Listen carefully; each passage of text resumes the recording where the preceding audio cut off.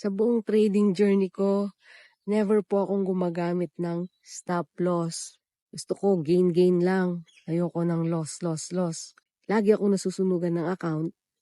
Hi, my name is Pamancheta. Isa po akong nurse and at the same time nagtitrade din po ako. Naisipan kong sumali sa $100 challenge ni Coach Nico. Doon natuto akong gumamit ng stop loss. Doon magkakaroon ka ng realization, what went wrong, bakit ka na stop loss. Pag-aaralan mo, tinuturuan kang paano ang risk management sa iyong account. Kaya nire-recommend ko ang $100 challenge dahil sa community, walang patalbugan doon kundi share kayo ng mga gains or loss nyo. Ma-appreciate mo ang mga tao doon. Try nyo pong sumali sa $100 challenge. Doon kayo magiging disciplined. Hindi lang magiging profitable kundi maging disciplined trader. Kaya thank you Coach Nico and Ate Pam. More power sa inyo and God bless.